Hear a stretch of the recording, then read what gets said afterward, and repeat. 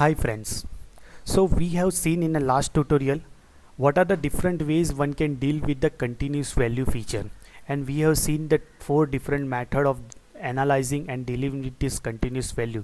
One is like a binning, creating new feature, or you can go for the normalization and even outlier detection.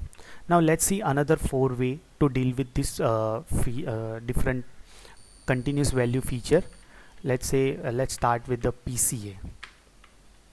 I'll paste it down, so we'll start working on it.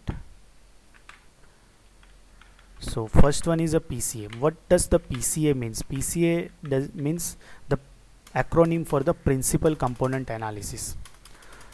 So sometimes what happened that you will come across the data which is having a very high in a dimension.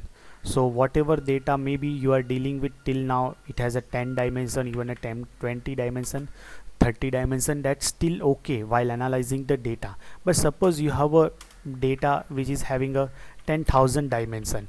That mostly happen in case of image kind of data, video kind of data, even a speech data has a tens of even one tens of thousands of dimension, and all those dimension it happens that has a some kind of correlation between them. So all those feature we do not want. In that case, the PCA, the principal component analysis kind of technique, will be very helpful, because it is trying to find a very particular eigenvalue and eigenvector where your data has a maximum variance, and it will try to find that particular feature, and we will take just particular useful important component out of it only. So that is nothing but the one of the dimension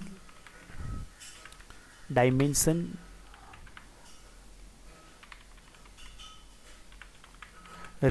technique. So you can say very much first 100 on the feature you will take out of first 100 good feature which actually represents your data, that only you will take into consideration out of 10,000 different features. So that is the one of the way to deal with when you are working with a very high dimensional data space. Other one is a factor analysis. So what does the factor analysis is that it may happen that sometimes two feature has a very much highly correlated.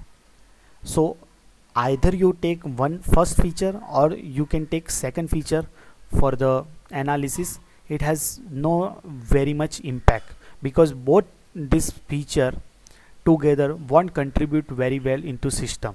So you can discard those particular feature, because the one feature has a highly dependent on another feature, the second feature is highly dependent on the first feature, either in a linear way or in a non-linear way, but both feature combinedly won't contribute very well while designing your hypothesis. So in that case you can discard that particular feature if that two particular feature has a highly correlated. That is nothing but the factor analysis.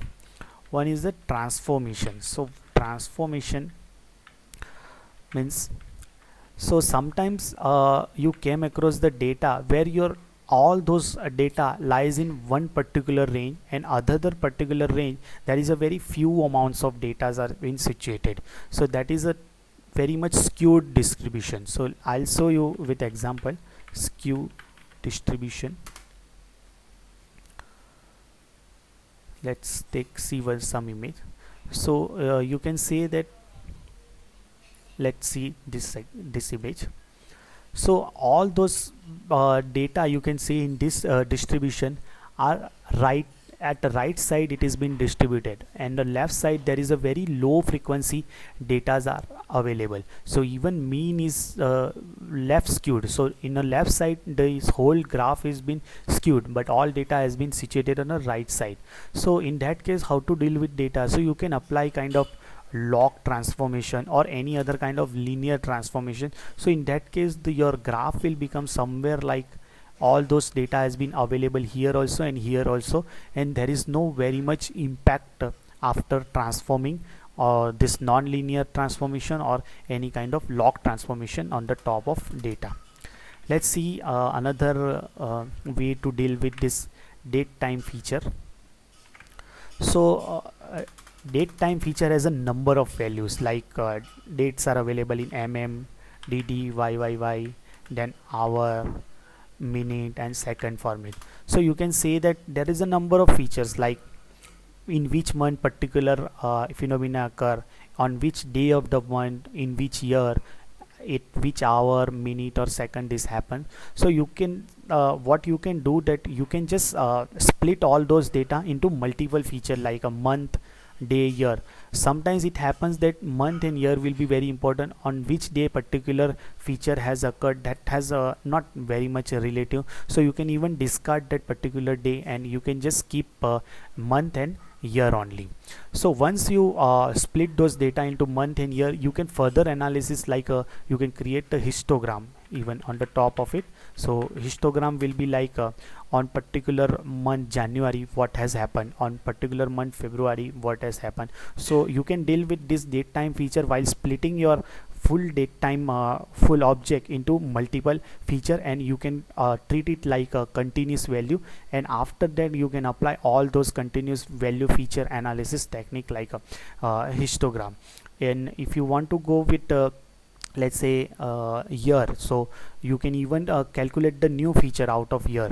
So let's say you have a year value like 9072, 9089 or 9092. So instead of that particular hard coded 9092, you can say like from today's how much month how much year behind the 1992, that is somewhere around 25 years. So that way you can keep calculating the new feature if they are actually going to contribute in your hypothesis design while designing the machine learning algorithm. So that's all about this lecture, friends. If you haven't understood anything, please write it into comment, and if you find more techniques to deal with this continuous value feature while designing the machine learning algorithm or a data analysis, please write it into comment.